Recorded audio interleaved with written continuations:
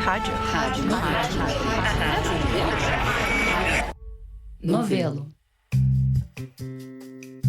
Bem-vindo ao Rádio Novelo Apresenta. Eu sou a Branca Viana. Tem tudo quanto é tipo de torcedor na redação da Rádio Novelo. Corintiano, botafoguense, flamenguista, praticante e não praticante. Agora, eu torço para uma coisa em uma situação muito específica. Eu adoro cachorro. Tudo quanto é tipo de cachorro. E eu adoro assistir a show de cachorro. Aquelas competições em que cachorro de raça fica desfilando para cima e para baixo, sabe? Não é por eles serem cachorro de raça, não. Eu amo vira-lata. É por apreço aos caninos em geral. E eu sou uma torcedora bem frustrada porque eu tenho um apreço muito maior por cachorro grande. E eles raramente levam o troféu. Ganha quase sempre algum cachorrinho todo penteadinho, desses que cabem no bolso, e eu não consigo ver muita graça neles. Mas nem por isso eu deixo de assistir e não deixo de torcer pelos grandalhões.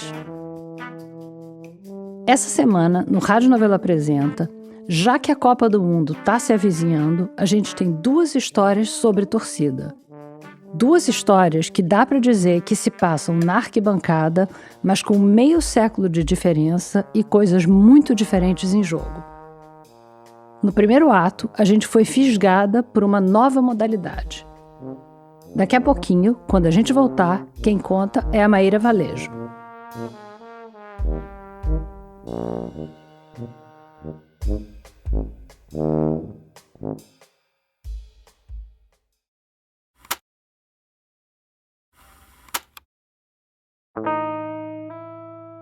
Outro dia eu li uma história. No ano 249 a.C., um comandante romano estava se preparando para uma batalha naval. Eles iam enfrentar os cártagos no dia seguinte, e ele estava ansioso. E aí, ele mandou buscar as galinhas. Naquela época, todo o exército romano andava com um galinheiro. Mas não era para alimentar o pessoal. Elas eram galinhas sagradas, porque elas previam o futuro. Funcionava assim. O cuidador das galinhas sagradas, porque isso era uma profissão, o cuidador espalhava alguns punhados de comida e soltava as galinhas. Se elas saíam logo para ciscar, isso era um ótimo sinal. Significava que você estava no caminho certo. Mas naquele dia, as galinhas estavam meio emburradas, ou de papo cheio, e elas não se interessaram tanto pelo petisco. O comandante ficou furioso, e reza a lenda que ele mandou jogar as galinhas no mar. E talvez por desobedecer o augúrio galináceo, talvez por alguma vingança dos bichos, os romanos perderam a batalha. Se tem uma coisa que a humanidade sempre quis, é saber o que vai acontecer. Amanhã, semana que vem, ano que vem. A gente não resiste a essa vontade de invadir o terreno misterioso do futuro. Tem gente que observa o voo dos pássaros, outros que analisam a direção da fumaça, tem quem interprete sonhos, quem jogue tarô. E num dia de chuva, o Edson Jucá resolveu jogar. Não tarô. Ele jogou umas tampinhas na água da sarjeta. Joguei na água e foi aonde que tudo aconteceu, né? Eram tampinhas de garrafa PET mesmo, de plástico. Uma vermelha, uma branca, uma azul e uma verde. E vai ser dada a largada, meus amigos, valendo uma viagem pro Maranhão. Eu sou branco, escolhe o seu. Já fazia uns 2 anos que o Edson andava postando vídeos no YouTube. Sou paraense, né? Natural do Pará, da cidade de São Miguel do Guamá. Mas a gente já vai fazer 4 anos que eu moro aqui no Mato Grosso. E desde então eu sempre gravei conteúdo aleatórios, né? Tinha vídeo dele mostrando as gaiolas de passarinho que ele tinha feito, dele fazendo gincana musical, dele dando aula de violão. Isso mesmo. O acorde de hoje será o acorde de Dó maior. É o basicão. Tinha ele fazendo unboxing de pinto de galinha mesmo, fazendo umas piadas de gosto bem duvidoso. Quem ser o homem mais bonito do mundo? Nada estava engrenando muito. E aí veio aquele dia de chuva. Foi no dia 23 de dezembro de 2024. Então peguei 4 tampinhas e soltei, né? E lá vai da frente. É o verde e o branco, partiu. No vídeo, dá pra ver as 4 tampinhas paradas num graveto que o Edson levanta pra dar a largada. As tampinhas saem boiando na correnteza e o Edson vai seguindo elas e narrando. E o branco parou, galera. E o verde passou com tudo. Quem nunca fez uma brincadeira parecida num córrego ou numa sarjeta, que atire a primeira pedra, ou tampinha. Quer dizer, o Edson não inventou nenhuma roda ali, mas tinha alguma coisa hipnótica no vídeo. As tampinhas indo, girando, agarrando em algum graveto, ou em alguma irregularidade no chão, andando e parando, e com essa narração como se fosse uma final de Fórmula 1. As pessoas se amarraram naquilo. Tinha gente torcendo para a tampinha azul, outros apostando na tampinha vermelha. Mas no fim, nenhuma delas cruzou a linha final. Todas foram parando na lama. Esses cabas não quiseram ir pro Maranhão, galera. E essa foi a verdade. Que elas não cruzaram a linha final, elas não chegaram. Mas esse vídeo viralizou. O Edson interpretou aquilo como um sinal. O caminho era aquele. A partir dali, ele começou a fazer uns testes. Ele botou as tampinhas para disputar mais viagens imaginárias, para mais destinos. Em um novo circuito, eu falei um novo circuito agora, dessa vez está valendo uma viagem pro Ceará, eu falei uma viagem pro Ceará. Depois, ele inventou de botar nomes de parentes dele nas tampinhas. Tinha o Naldo, a Lene, a Renata, o Zé. Temos em disparada o Chico em segundo, a Elisângela Jucá. Parecia que o Chico tava com tudo para ganhar, mas na retíssima final, foi a Elisângela quem levou. A tampinha do próprio Edson ficou na saudade. Ao longo das semanas, o Edson testou algumas dinâmicas de engajamento. Ele chegou a colar adesivos com as caras dos seguidores nas tampinhas. Eu achei o efeito meio estranho, mas pode ser só coisa minha. Ele fez até uma corrida presidencial nas tampinhas, que o Lula chegou bem na frente, mas essa ele nem narrou. De qualquer forma, ele tinha sacado uma coisa essencial. As pessoas que viam os vídeos dele queriam torcer. Então daí surgiu a ideia dos clubes através dos seguidores, né? Que fizeram os comentários. Faz com clubes, outros faz com famosos, faz com marcas famosas, mas não é. Então ficou decidido que a gente só vai fazer com clubes e com seleções. Brasil! Meus amigos, apresento para você os 70 clubes que irão participar da primeira edição da Copa do Brasil de Corrida das Tampinhas. Essa aqui é a maior modalidade esportiva de alta velocidade sobre as águas. Vamos agora para a execução do hino nacional brasileiro. No Brasil, tem pouca coisa que a gente torce tanto quanto a gente torce para futebol. Então, a paixão nacional foi tomando conta das tampinhas, e o Edson resolveu fazer um campeonato.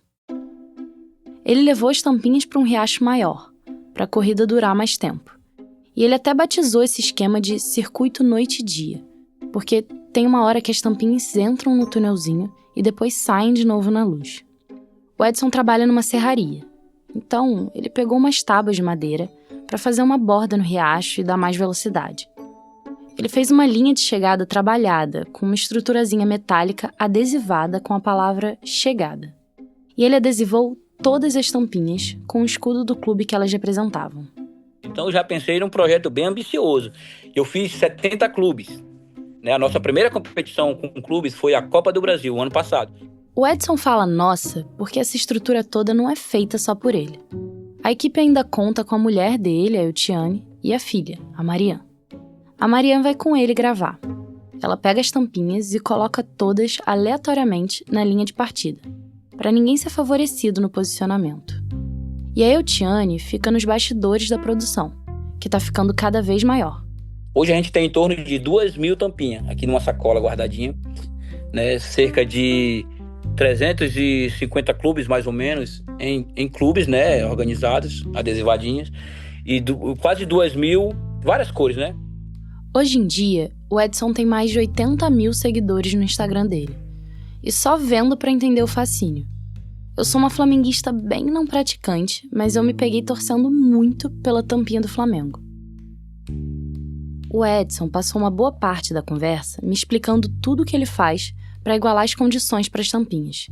Que elas são todas iguais, têm o mesmo peso, que ele nunca regrava as corridas. Já teve vez, olha, aconteceu de eu cair, no momento que eu tô gravando, na linha final, caí, mas eu não repeti a corrida, para não ser injusto com o clube, né? Porque eu caí, mas não tirou tanto a imagem, né? Eu consegui identificar o clube que chegou em primeiro, segundo, terceiro e tal, para não prejudicar o clube. A galera... É igualdade de condições para servir de exemplo aos campeonatos de futebol de verdade, né?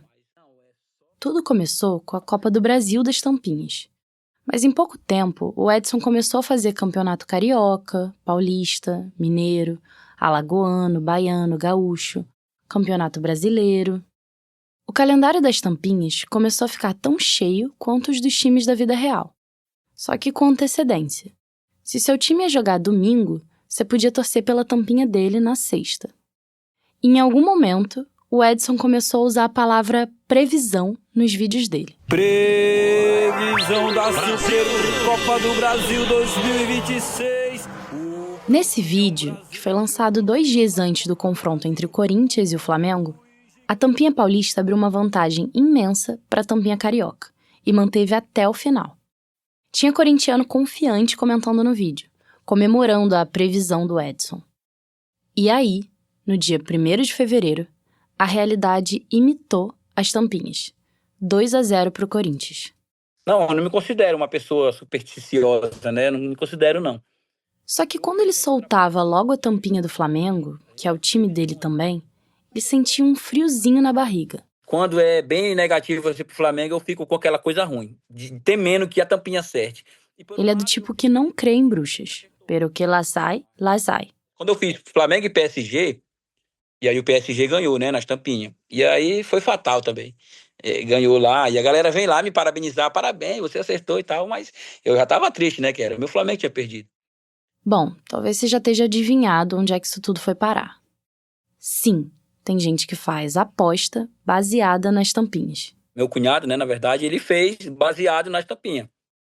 Na tampinha, no dia 4 de abril de 2026, deu empate entre Flamengo e Santos. Um empate nas tampinhas é quando as duas chegam juntas no final. O jogo, de fato, ia ser no dia seguinte. Que conste dos autos, o próprio Edson, olhando para os dois times, diz que ele chutou que ia dar 3-1 pro Flamengo. Mas o cunhado preferiu acreditar nas tampinhas. E se deu mal. 3 para o Flamengo, 1 para o Santos, para praticamente definir a virada rubro-negra. Eu fico pensando que quando a gente fala de futebol ou torce por alguma coisa, talvez a gente queira se agarrar num certo misticismo mesmo. Tem gente que só usa a mesma camisa em jogo importante, que faz promessa na hora do pênalti, que prefere nem ir se tá se sentindo pé frio. Vale qualquer coisa nessa tentativa desesperada de se agarrar num pedacinho de futuro. Um sonho, um número, umas tampinhas correndo num riacho. Já faz mais de um ano que o Edson tá botando as tampinhas pra correr. E recentemente ele botou na ponta do lápis pra ver qual a taxa de previsão do futuro delas.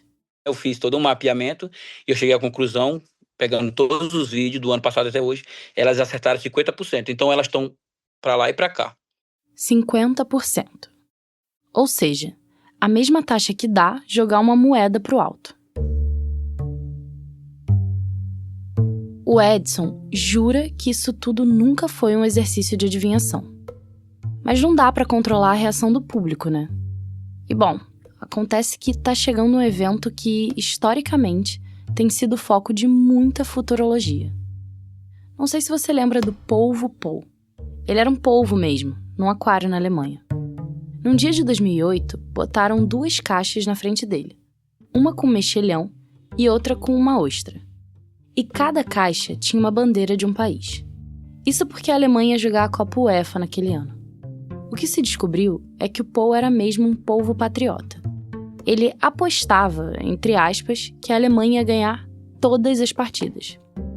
A seleção alemã acabou perdendo na final para a Espanha. Mas isso não arranhou a carreira do Paul. Ele foi escalado de novo para a Copa do Mundo de 2010, na África do Sul. E aí ele simplesmente acertou, de novo, entre aspas, todos os resultados que testaram com ele. Do primeiro jogo da Alemanha até a final entre Holanda e Espanha. O Paul morreu alguns meses depois daquela Copa, mas o legado dele continua por aí. Nas Copas seguintes, teve previsão por aí de pinguins, de araras, de burros e até de outro polvo, que acertou todos os jogos do Japão na Copa de 2018, até ser morto e vendido no mercado local. Descansa em paz, polvo rábio. Porque se a gente for pegar todas as previsões que a galera faz, é que nem você falou, jogar uma moedinha, vai ser 50%, né? 50 pra cá, 50 pra lá. Porque um papagaio acertou ali, um polvo errou ali, o cachorro da ração ali, as tampinhas aqui. O Brasil começa a jogar dia 13 de junho. E no Mato Grosso, a equipe das tampinhas já tá se preparando. A primeira vez que eu fiz Brasil, né, nas tampinhas, foi Brasil e Argentina. O Brasil perdeu na tampinha. Se você pegar, vai estar lá o comentário de um rapaz que deixou. No mundo que nós vivemos hoje, não era para você fazer isso. Era para você repetir a corrida para o Brasil ganhar. Como o Brasil perdeu, ele queria que eu fizesse outra corrida, ou 2 ou 3, para que o Brasil ganhasse. Porque ele disse que hoje o mundo tá assim, né? Tá meio corrupto. Então, eu falei, não, mas eu não sou assim.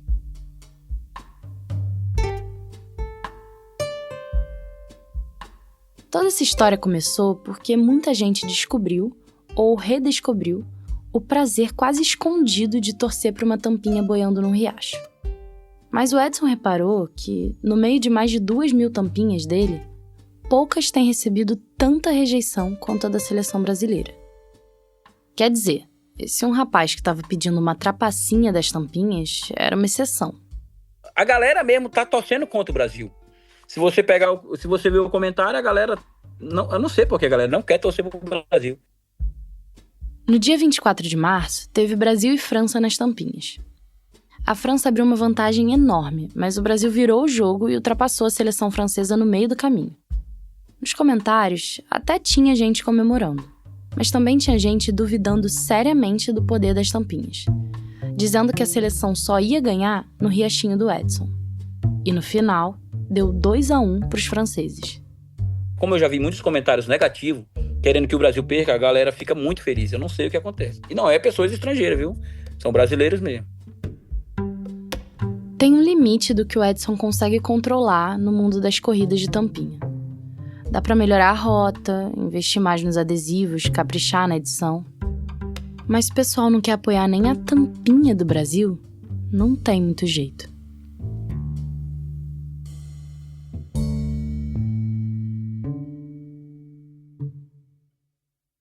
Essa história foi produzida pela Maíra Valejo.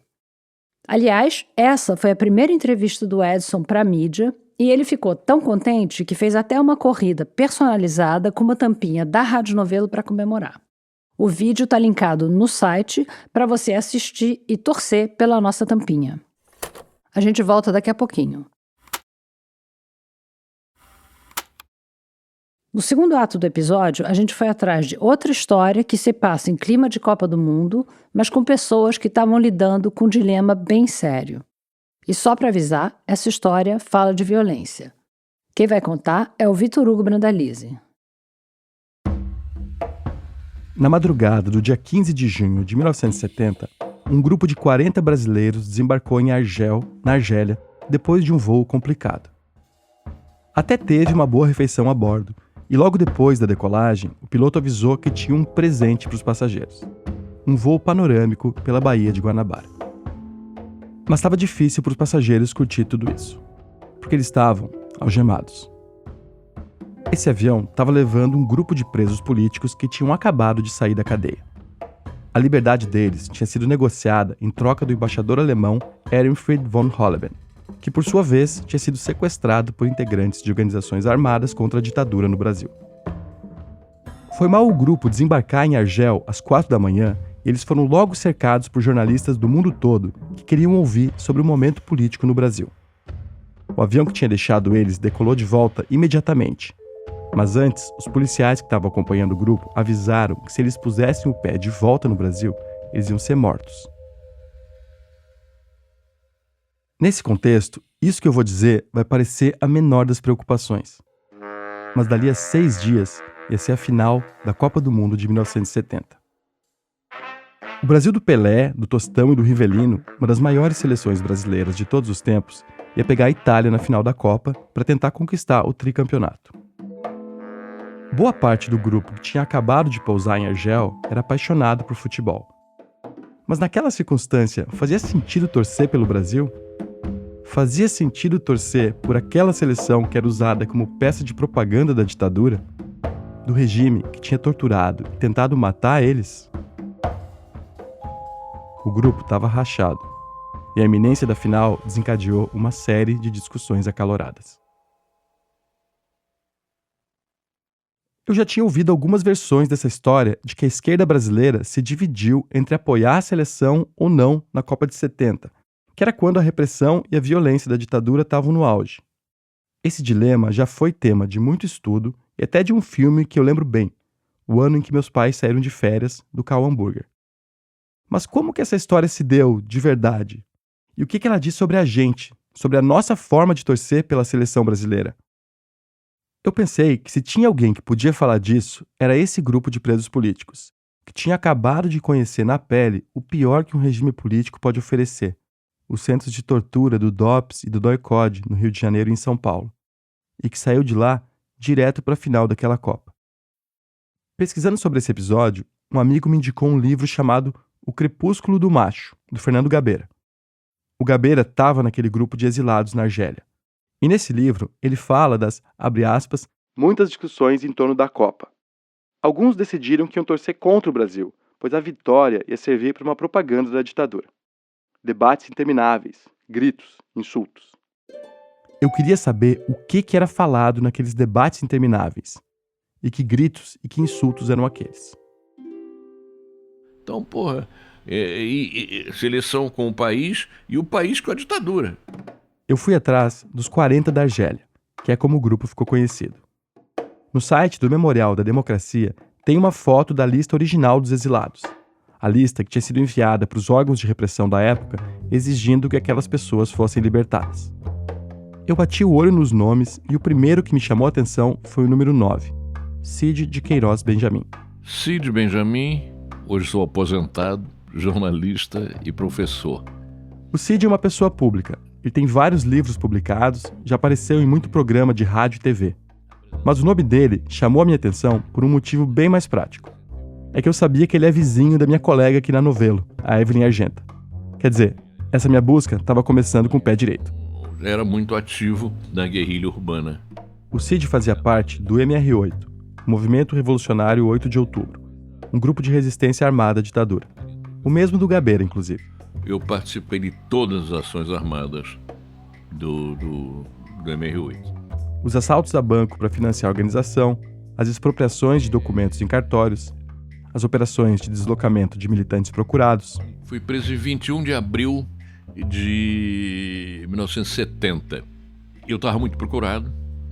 Eu tinha cara em cartaz, como no Velho Oeste. Procura-se e tal. Muita gente daquele grupo dos 40 tinha sido presa nesse mesmo período, em março ou abril de 1970. A repressão estava toda, ainda na esteira do AI-5.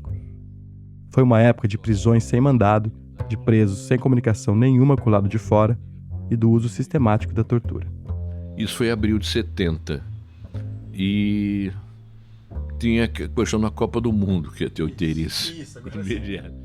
Aquela Copa começou no dia 31 de maio. E mesmo antes de ela começar, ela já estava contaminada pelo ambiente pesado da política do país. A começar pelo João Saldanha, que era comentarista esportivo e virou técnico da seleção em 69.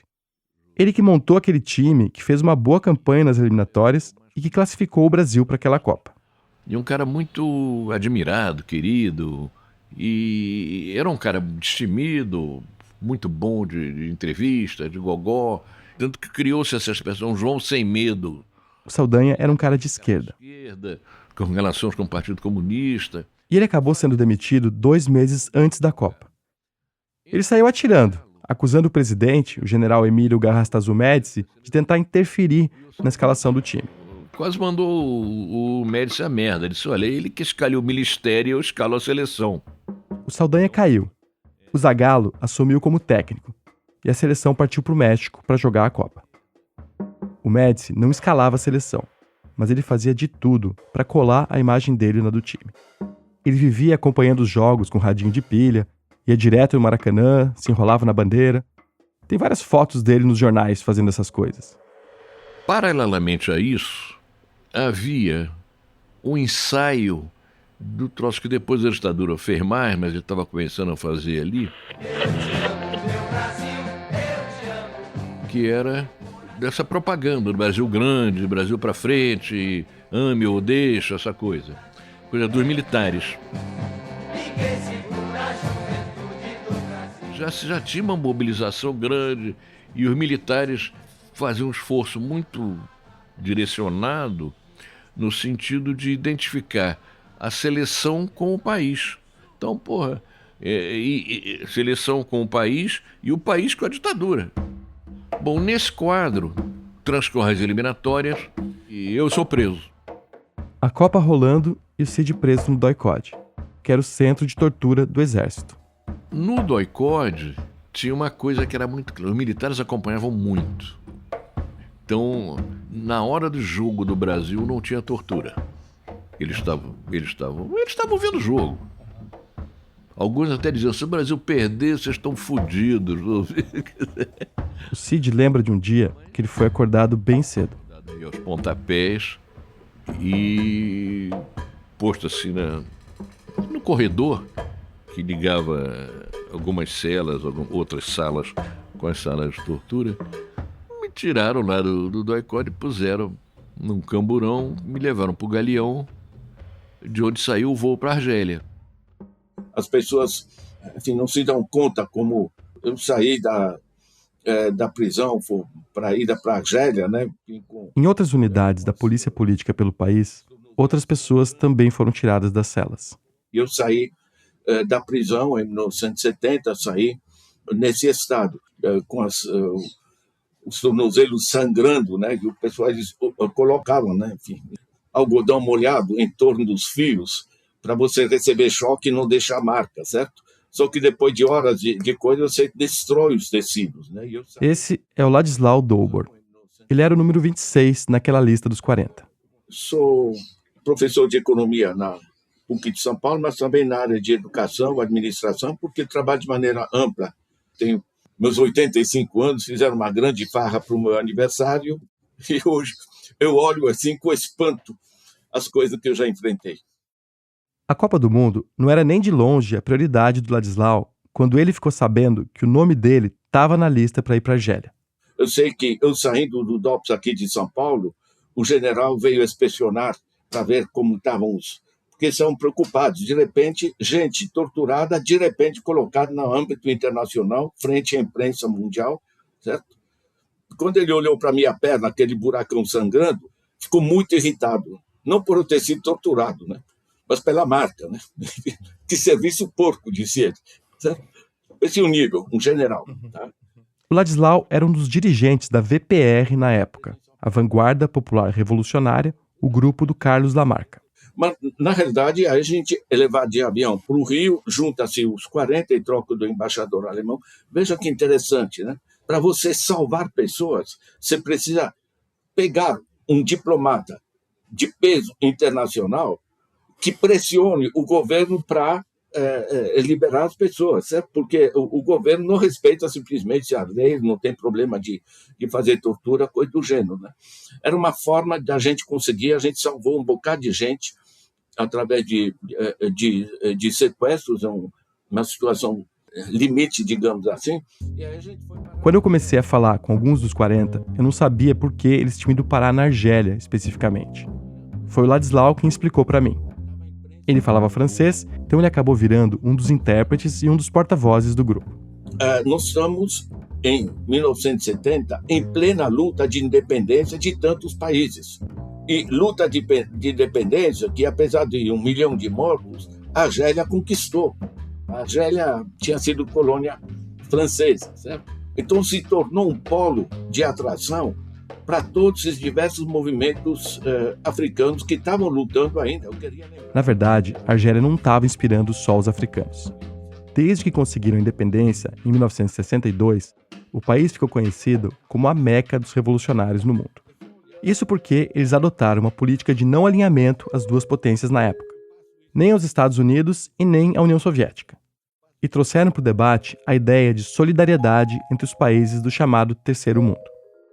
Na Argélia, naquela época, nós tínhamos mais de 70 organizações de luta, de guerrilha, de luta pela libertação, descolonização, etc., dos mais diversos continentes. Os 40 brasileiros chegaram lá quando tudo isso estava fervendo. E ali eles podiam tanto trocar ideia com outros grupos revolucionários, quanto denunciar o que eles tinham passado. E a gente fez entrevistas para toda a Europa sobre como funciona a tortura no Brasil. Os nomes, os locais, as técnicas, o sofrimento, as pessoas mortas, tudo. Era o oposto da imagem que o governo brasileiro estava propagandeando pelo mundo. A daquele timaço da seleção em campo. Se os bravos rapazes do time brasileiro ganhassem a Copa, de certa maneira os militares, por cima das estrelas deles e das decorações, etc., iam puxar a bandeira brasileira. Tá vendo? Estamos bem, enfim, o Brasil para frente, né? É claro, é empréstimo de valor, né?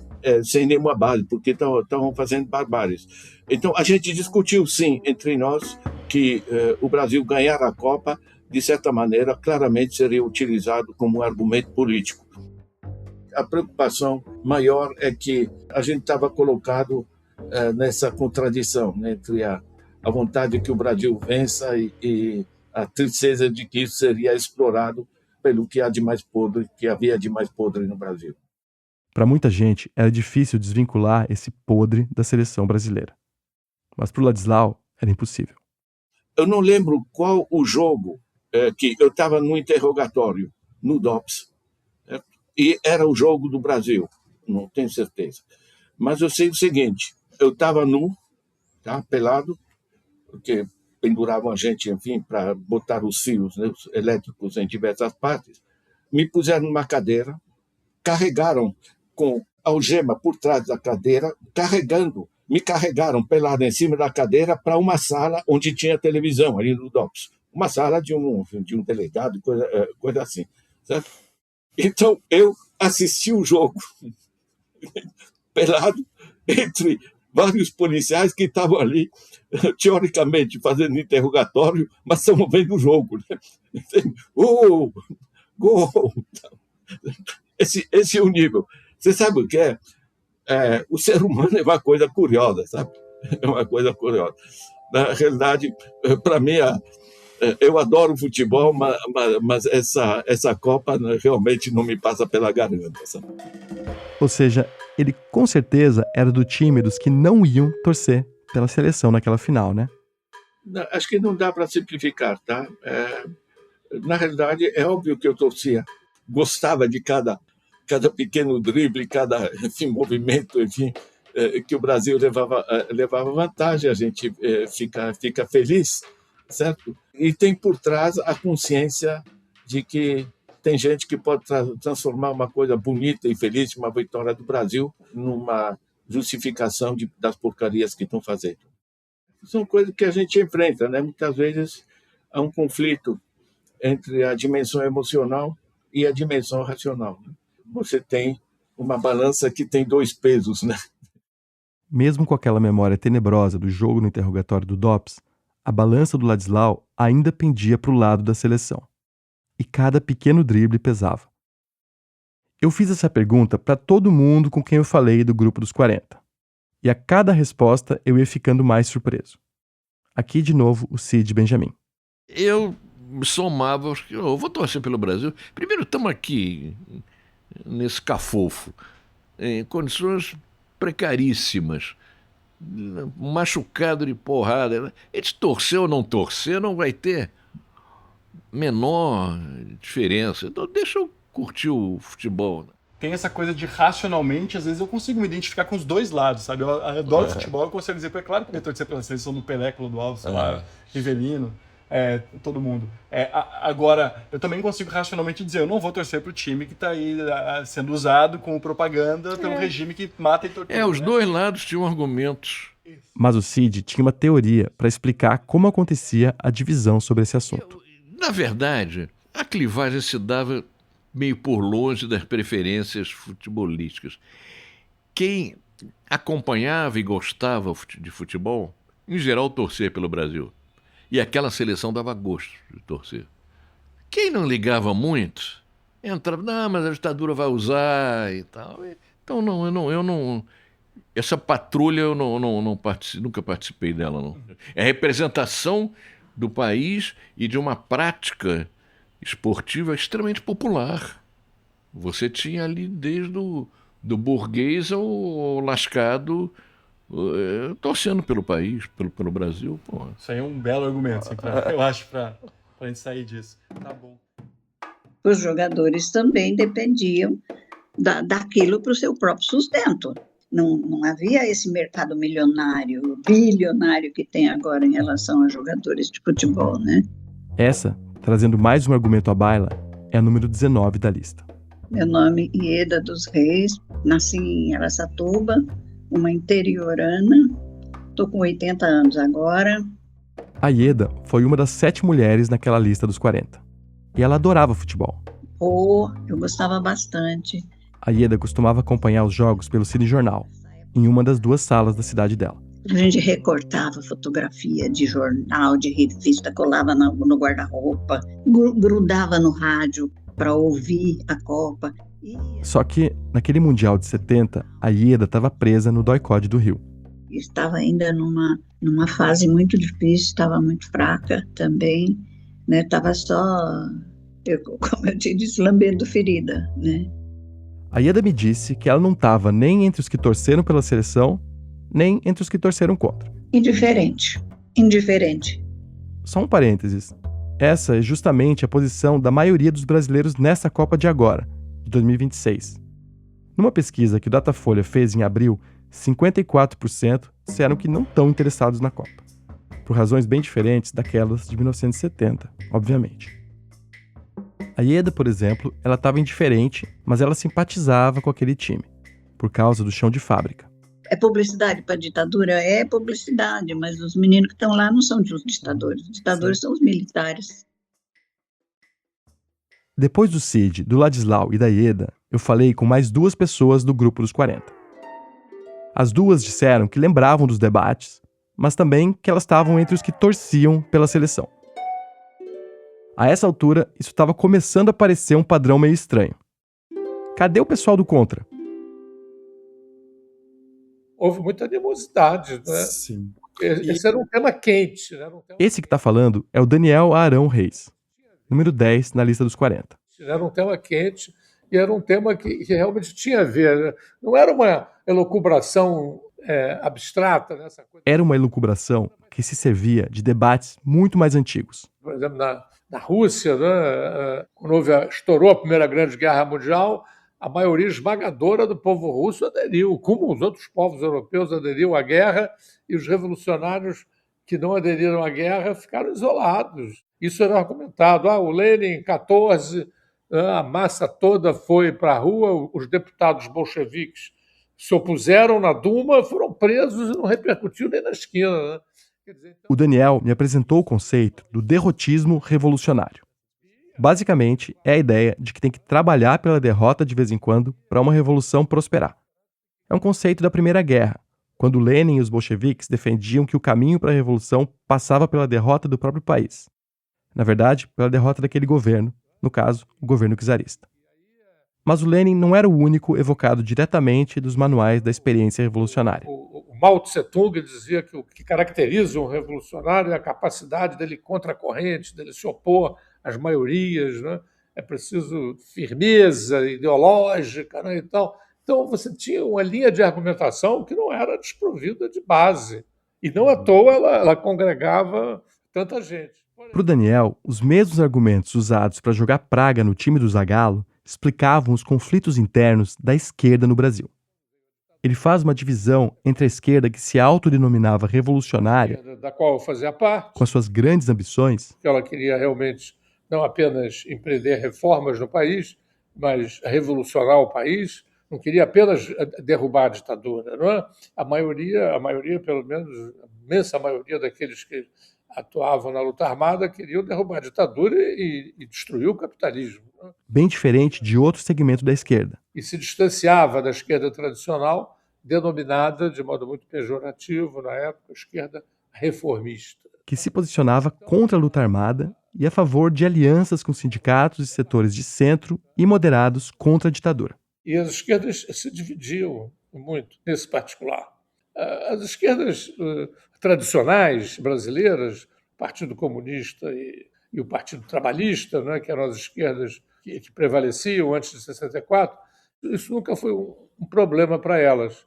Elas defendiam, sempre que o Brasil entrava em campo, como se dizia na época, no jargão esportivo, a pátria de chuteiras. Né? Já para os revolucionários, a visão era outra. Eles previam, bom, se ganhar vai ser um desastre, que a seleção vem, o Médici vai recebê-la, a gente está sendo torturado e as pessoas gritando Brasil para frente Brasil. E muitos militantes, fora e dentro das cadeias, defendiam que não podíamos torcer pelo Brasil, que isso era uma inconsequência política do ponto de vista de uma perspectiva revolucionária. Na tradição reformista, isso era compreensível, porque eles não queriam revolucionar o Brasil, e, além disso, essa tradição reformista tinha se consolidado numa época em que o Brasil vivia uma democracia, um regime democrático cheio de problemas, mas um regime democrático qualitativamente diferente de um regime ditatorial. Então, por essas razões todas, né, essa militância defendia, né, com unhas e dentes, a gente boicotar a Copa do Mundo. Né? Olhando agora, à luz dos últimos anos, parece uma história que se repete. Quando a democracia brasileira está em risco, isso respinga para a camisa amarela, que entra na disputa. Já quando o regime democrático se impõe, como foi na formação dos partidos de esquerda tradicionais que o Daniel está citando, a questão fica mais pacificada. Mas bom, depois de ouvir tudo isso, e sabendo que o Daniel se identificava com a esquerda revolucionária, eu fiquei esperançoso de ter finalmente encontrado alguém dentro do grupo dos 40 que tinha torcido contra a seleção naquela Copa. Professor, só um pouquinho, o senhor se incluía em qual contingente, só para ficar claro? No contingente a favor de torcer pelo Brasil. Eu era um apaixonado pelo futebol e achava que era um estrupício a gente dar as costas ao povo e se afastar disso era se afastar do povo.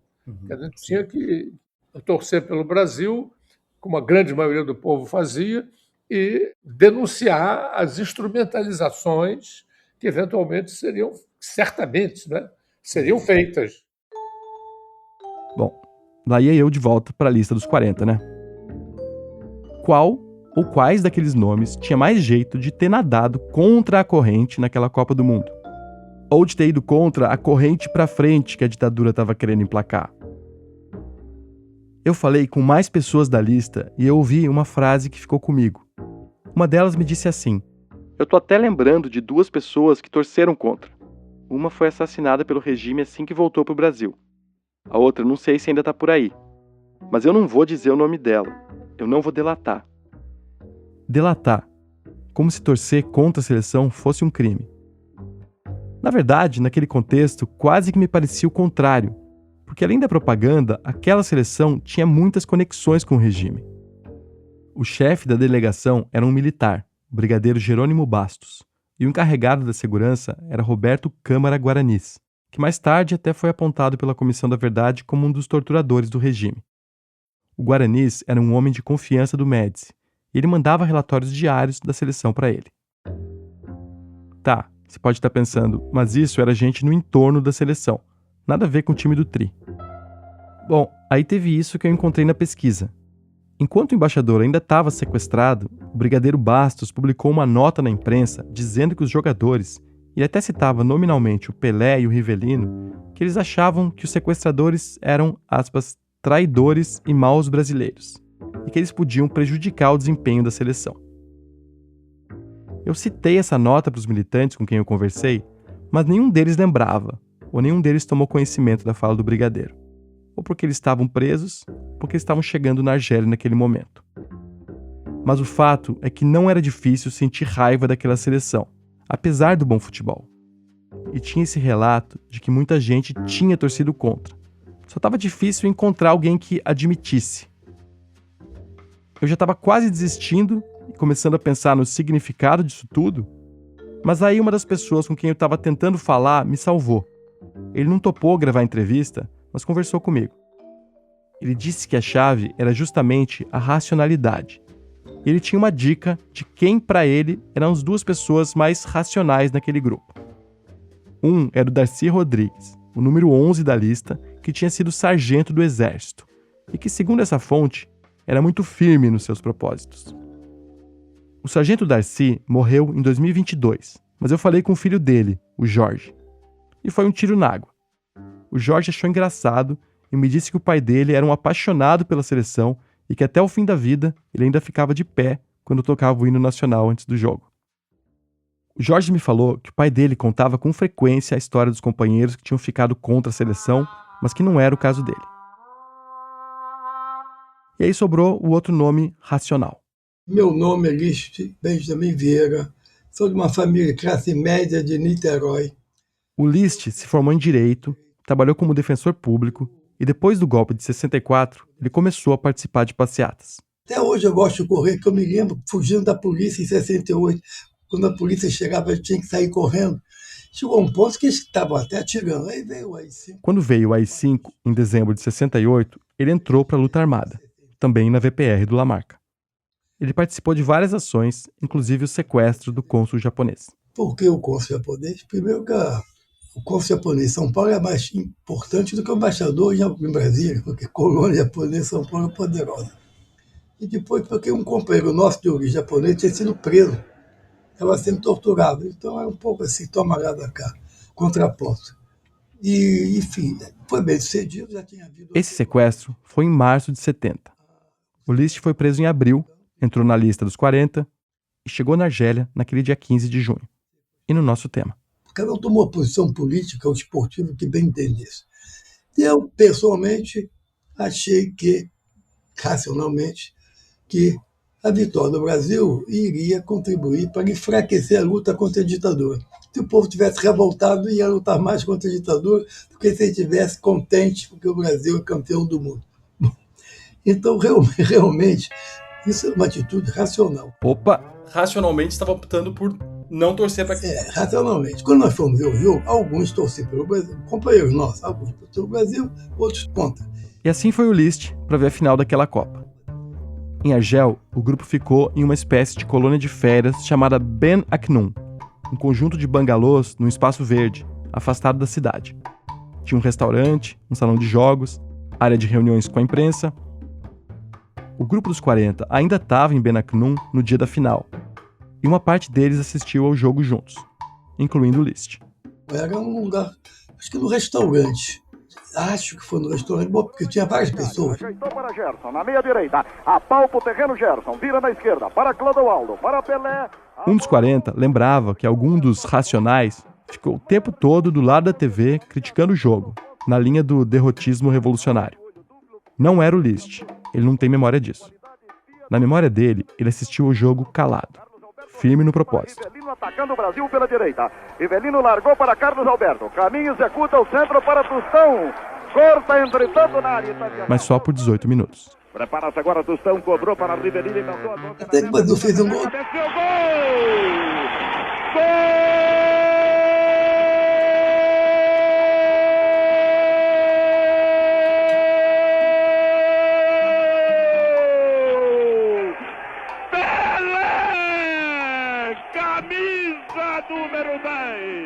Eu gritei gol, fui traído pela emoção, fui levado pela emoção. Tinha alguma coisa dentro do List que não estava ligada no canal das convicções revolucionárias. Meu eu profundo estava torcendo. Atenção, para Gerson, ajeitou na canhota, encheu o gol do Brasil! Aí eu percebi que eu estava torcendo a favor do Brasil, não consegui torcer contra. Lança a pelota Pelé, Pelé dominou, Carlos Alberto está livre, correu, Carlinhos atirou, gol! Gol!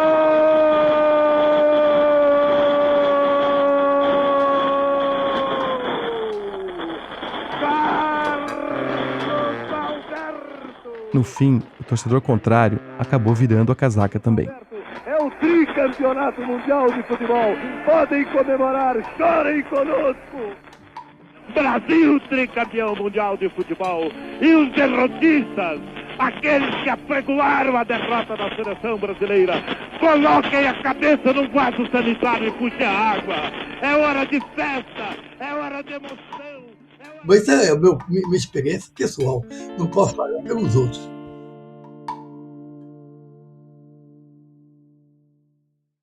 Desde criança que eu torço para o futebol, acompanho, torço pela seleção brasileira. Em 1950, quando o Brasil perdeu a Copa do Mundo no Maracanã para o Uruguai, foi uma tragédia nacional. Eu era pequeno, mas eu lembro, entendeu? O meu pai foi esse jogo, por exemplo. Então, o futebol faz parte da história da minha vida. Então, a minha posição política não estava ancorada na minha estrutura emocional, digamos assim. Já do futebol, estava. E assumir e torcer a favor do Brasil. Esclareceu para mim mesmo, né, essa outra dimensão. Porque, racionalmente, a gente pensa, vou fazer isso, eu acho aquilo. Mas a emoção nem sempre acompanha, às vezes acompanha. No caso, foi um conflito. Porque tem toda uma vida por trás, né? Para a maioria daqueles 40, o tempo na Argélia durou cerca de um mês. Depois o grupo se dispersou. Muitos foram para Cuba, para a França ou para a Bélgica, para o Chile, e a maioria só foi voltar para o Brasil em 1979, quando teve a anistia. 6 dos militantes que quiseram voltar antes disso para o Brasil foram mortos em circunstâncias que nunca foram esclarecidas. Aquele time do Pelé, do Tostão e do Rivelino, que sem dúvida foi uma das melhores seleções que o Brasil já teve, ela voltou e foi direto para Brasília desfilar no carro de bombeiros e ser recebida pelo Médici. O Brasil, grande potência, o Brasil, campeão do mundo, milagre econômico, rimava, né? A música Eu Te Amo, Meu Brasil, de Dom e Ravel, foi adotada pela ditadura e tocava na rádio o tempo todo. E o governo lançou a campanha oficial Ninguém Segura Esse País, com uma marchinha de carnaval que dizia que o Brasil é o rei do futebol. Nas últimas conversas que eu gravei, eu fui perguntando para alguns entrevistados por que eles achavam que estava tão difícil hoje encontrar alguém que não tivesse torcido pela seleção. E o Daniel Arão me ajudou a entender. Durante muitos anos, fiz minha tese de doutorado sobre a ditadura, fiz muitos livros sobre o assunto. Então, eu estudei, além de ter sido uma testemunha, né, eu, nos meus estudos, né, identifiquei o nosso isolamento político e algumas das causas fundamentais desse isolamento. A teoria do Daniel era que a divisão em relação à seleção brasileira antecipava uma questão que ia ser importante no destino da esquerda no Brasil. Mas que a gente tinha que superar esse descompasso, né, entre a nossa visada e a visada do povo, que era, a gente não tinha consciência na época, mas era um descompasso que evidenciava, em certa medida, né, a disjunção entre o nosso projeto revolucionário e a dinâmica da sociedade brasileira, que estava longe de ser uma dinâmica a favor de propostas revolucionárias. Mas esse descompasso não chegou a ser superado. Não à toa, as nossas organizações se isolaram tanto e acabaram sendo destruídas num tempo relativamente rápido, né? Quer dizer, seguindo a teoria do Daniel, quando eu chego perguntando para alguém daquela turma se ela torceu contra a seleção, essa pergunta acaba embutindo também outra. Se ela fez algum movimento em direção a esse isolamento da esquerda revolucionária, que acabou resultando no fim daqueles grupos. É uma coisa muito mais difícil de admitir. Boa parte idealiza aqueles anos, né?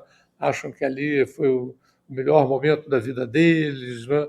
Isso é forte, né? Então é difícil você conjugar a celebração de um momento e, ao mesmo tempo, uma certa amargura por reconhecer que o projeto foi aplastado, né? Como dizem os espanhóis, né? Quer dizer, esmagado.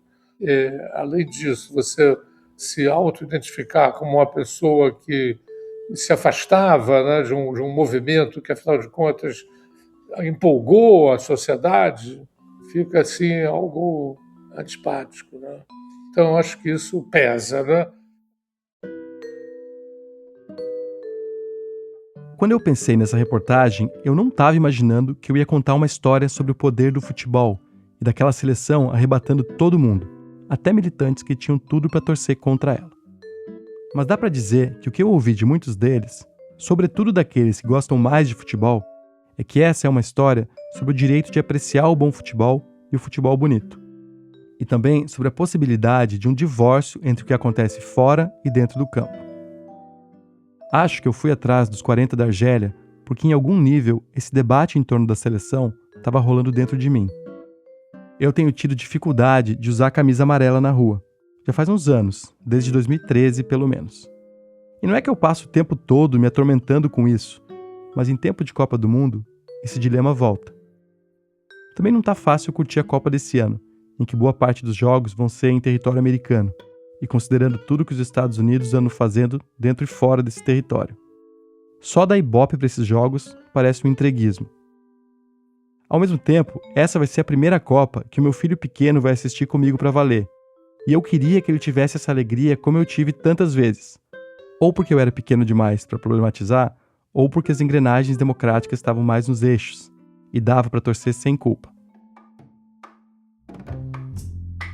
Quando eu saí para essa reportagem, eu estava esperando encontrar um grande debate entre torcer ou não torcer pela seleção, pelo ponto de vista de pessoas que, infelizmente, tiveram que viver uma situação limite. E é muito forte ouvir essas pessoas falando sobre o amor delas pelo futebol praticado no Brasil.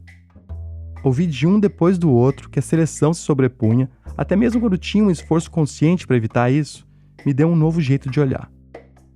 Acho que esse ano, no fim das contas, eu vou vestir a camisa amarela. Pensando no que eu aprendi com os 40 da Argélia, já que é quando a democracia está sob risco que esse símbolo entra em disputa, acho que vale a pena fazer parte dela. 41 minutos de luta e vamos ter a palavra daqui a pouco de Sua Excelência o senhor Presidente da República. Bola entregue na direção de Clodoaldo, dribla 1, dribla 2, é o epílogo de uma festa verde e amarela.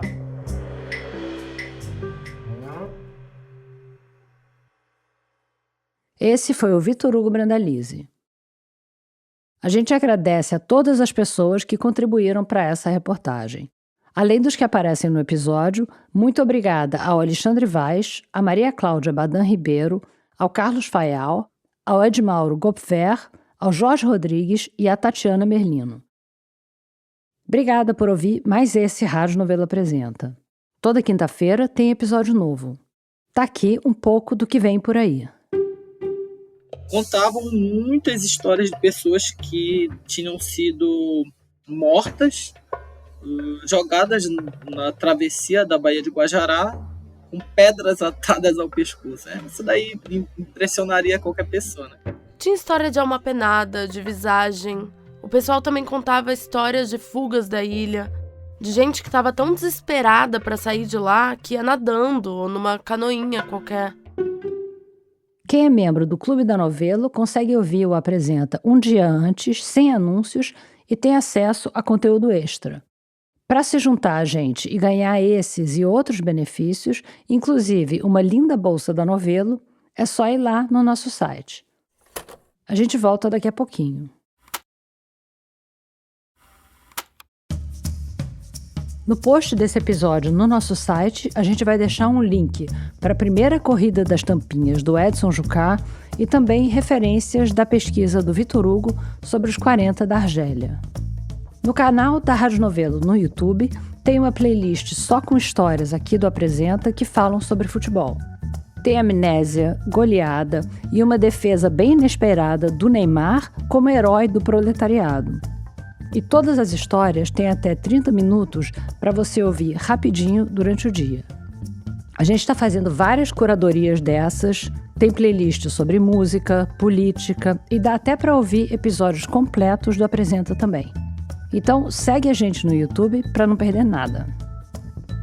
Para quem é de redes sociais, a gente está no @Rádio Novelo no Instagram, no Twitter, no Threads, no Blue Sky e no TikTok. Para quem é de e-mail, dá para mandar críticas, elogios, etc. para o e-mail apresenta@radionovelo.com.br. A gente também recebe sugestões de histórias por lá. Se você tem uma marca ou cliente que tem tudo a ver com os nossos podcasts, você pode contratar o Estúdio Novelo para criar seu próprio podcast ou anunciar os intervalos dos nossos episódios. É só escrever para a gente em comercial@radionovelo.com.br. O Rádio Novelo Apresenta é um original da Rádio Novelo. A direção criativa é da Paula Scarpim e da Flora Thomson-Devaux. A direção executiva é da Marcela Casaca e a gerência de produto é da Bia Ribeiro e da Juliana Jäger. Nossos repórteres e roteiristas são a Bárbara Rubira, o Paulo Vitor Ribeiro, o Vinícius Luiz, o Vitor Hugo Brandalize, a Carolina Moraes, a Evelyn Argenta e a Bia Guimarães. A Maíra Valejo é a nossa trainee de criação. A Ashley Calvo é a nossa produtora. A checagem desse episódio foi feita pela Caroline Fará e pela Éter Rudnitsky. Esse episódio teve montagem da Evelyn Argenta e desenho de som da Mariana Leão e da Bia Guimarães, que também assinam nossa mixagem. Nesse episódio, a gente usou música original de Arthur Kunz e também da Blue Dot. O design das nossas peças é do Gustavo Nascimento. Nossos coordenadores de parceria são o Pedro Lopes e a Ellen Pimentel. A nossa analista administrativa e financeira é a Tainá Nogueira e o nosso analista de produto e audiência é o Vinícius Magalhães. Obrigada e até a semana que vem.